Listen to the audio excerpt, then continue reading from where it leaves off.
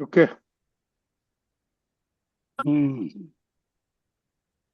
એક જ minute. Okay, ચાલો. 16 જૂન, નિરંતર નિર્વિકાર. તમારે ઘરમાં રોજનું ડખાડખ ના પસંદ હોય, તમારે ઘરમાં રોજનું ડખાડખ ના પસંદ હોય તો પછી એની સાથે વિકારી સંબંધ તો પછી એની સાથે વિકારી સંબંધ બંધ કરી દેવો જોઈએ. એની સાથે વિકારી સંબંધ જ બંધ કરી દેવો જોઈએ. પાછવતા બંધ કરી દેવી જોઈએ. હવે આપણે ખાલી આ વાક્ય સાંભળીએ, વાંચીએ તો આપણને શું કીધું? વિષય વિકારની ચેષ્ટા એ પાંચમી ગુણ કહેવાય. વિષય વિકારની ચેષ્ટા પાંચમી ગુણ કહેવાય. આમાં એક પુરુષાર્થના ધોરણે દાદાએ એમ કીધું છે કે વખતે તમે જ તમારા વિષય વિકાર થતી વખતની ચેષ્ટાનો ફોટો વિડીયો ઉતારો ને તમને જોવાનું ગમે નહીં. હવે આના પરથી આપણે સમજી જવાનું કે આપણે એવી અવિચાર દશા એમ કહીએ, વિચાર બી આવતો નથી એમ નથી કે તેમ તમે વિચાર્યું પણ નહીં કે આમ થશે તો તેમ થશે તો આમને ખબર પડશે તો તેમને ખબર પડશે તો. એટલે આ જ્ઞાન મળ્યું છે એટલે જ્ઞાનના પક્ષમાં, જ્ઞાન મળ્યું છે એટલે જ્ઞાનના પક્ષમાં, દાદાના પક્ષમાં, મોક્ષના પક્ષમાં આપણે વાત સમજી લેવાની છે. અને આખો આ વિષય વિકાર દોષ છે તે એ અણસમજણના આધારે ટકી રહેલો છે. અણસમજણના આધારે એના પ્રત્યે રુચિ છે અને એ રુચિ વારે ઘડી તમને અંદર ઝંપલાવ્યા કરે છે.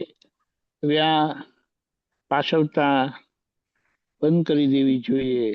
અને ઘરમાં ડખાડખ થયા કરતું હોય અને પસંદ ના હોય તો આ સંબંધ પ્રયોગ રૂપે હિંમત કરીને બંધ કરી દો તો અંદર બહુ બળતરા થશે, પણ તમને અનુભવ થશે કે આ વિકારી સંબંધના લીધે ઘરમાં ડખાડખ થતી હતી. અને એના માટે પણ શું કીધું? ડખાડખનું કારણ શું છે? વ્યક્તિ બે જુદા છે, માથા જુદા છે અને સુખનું સાધન એક હોવાના કારણે કોઈને કોઈ રીતે બંને જણાનો ક્લેમ ઊભો જ રહે છે. અને એ ક્લેમ કેવો છે? તમારે લીધે આવું છે. પેલા શું કે તમારે લીધે આવું છે.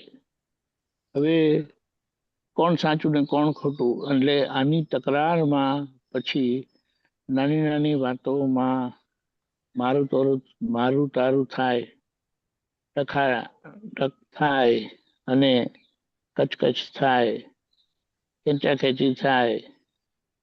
અને જે ઘરમાં આવો વ્યવહાર હોય, મારું તારું, ખેંચાખેંચી, તો ત્યાં સમજી જવું કે આ ઘરમાં વિકારી સંબંધ હજી પ્રોમિનન્ટલી ઉભો છે, વિશેષતાએ કરીને ઉભો છે.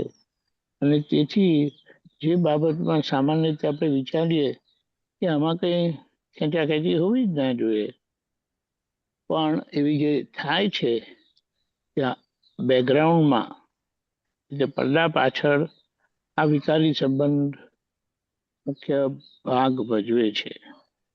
એટલે સમજવું આમાં પડે નહીં, સમજવું સમજી જાય અને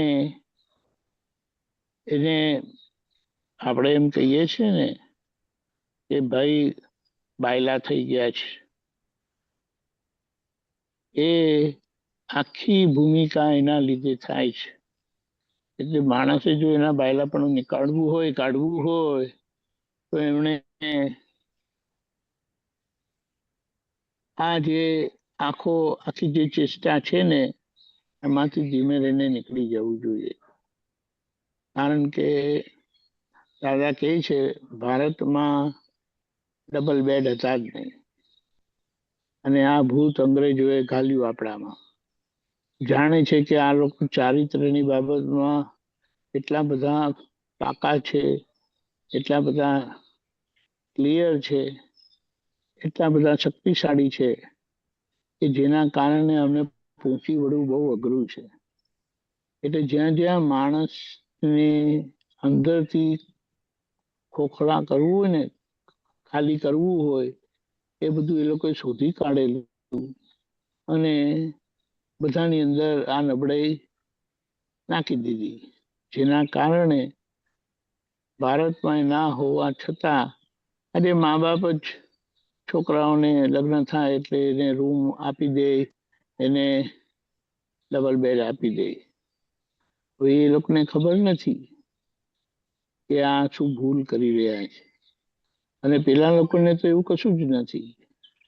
બહુ સમજ. એટલે દાદાએ તો જે અમુક વાતો કરી છે ને તેને આપણે સમજીએ ને તો આપણને થાય કે અરે રે રે આ કેવી રીતે આપણામાં ભૂલ પેસી ગઈ. એટલે અહીંયા આ વાત સમજવાની છે કે આ ડખાડખ કચકચ ઝઘડા, પેલા કઈ વાસણ હોય તો ઘરમાં અથડાય જ ને, એમ નહીં. વાસણ હોય તો એ જો અથડાવા ના હોય તો આ વિકારી સંબંધ બંધ કરી નાખો, અને નહીં તો એને મર્યાદિત કરી નાખો તો પણ આખો ફેર પડશે. પણ પ્રયોગ માટે થોડા સમય માટે બંધ કરો તો પછી ઘણું બધું એમને એમ જ સચવાઈ જાય એવું છે. હવે ખાધા પીધા વગર ચાલે એમ નથી, પણ આની જરૂરત જ નથી. પણ આજે આ જાણે રોજનો નાસ્તો કરવો જ જોઈએ, જમવું જ જોઈએ, એ જે ભૂત વળગેલું છે ને ત્યાં આના સંબંધી ભૂત થઈ ગયું છે. હવે એ ખરેખર ભૂત નથી કે આપણા લોકો 3 વખતે ખાતા હતા, આજે તો વચ્ચે વચ્ચે પણ બ્રેક લે છે.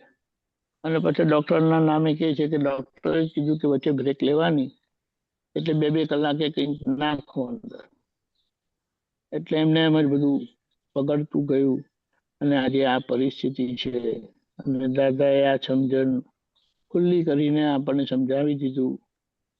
બહાર નહીં થાય તો અંદર નિશ્ચય રાખો, છઠ્ઠી કલમ બોલો, અને આ નિશ્ચય કરતા રહેશો તો કોક ફેરો અંદર હિંમત આવશે અને તમે આ વ્યવહાર બંધ કરશો તો તમને અનુભવ પણ થઈ જશે કે ખરેખર આના લીધે જ વાત બગડતી હતી.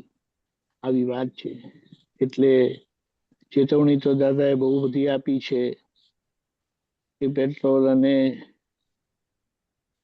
કીધું આગ સાથે હોય તો ભડકો થયા વગર રહે નહીં. એટલે એને તો દૂર જ રાખેલી સારી. અને આવું જ્ઞાન મળ્યા પછી, આવું સુખ ખુલ્લું થયા પછી આપણે સમજીને એમાંથી સારી રીતે નીકળી જવું. કલમો નિશ્ચય એટલું સરસ આપેલું છે કે નીકળવું તો સહેલાઈથી આપણે અંદરથી શક્તિ માંગીએ, માફી માંગીએ અને એનું પરિણામ આવીને જ ઉભું રહે. જય સચ્ચિદાનંદ. જય સચ્ચિદાનંદ. જય સચ્ચિદાનંદ. બહુ સરસ. હસમુખાજી આવી ગયા? એક મિનિટ.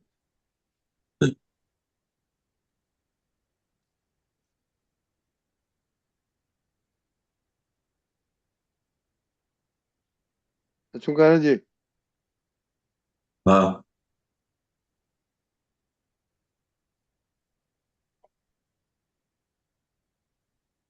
બોલો. 16 જૂન તમારા ઘરમાં રોજનું ડખાડખ ના પસંદ હોય તો પછી એની સાથે વિકારી સંબંધ જ બંધ કરી દેવો. પાસવતા બંધ કરી દેવી.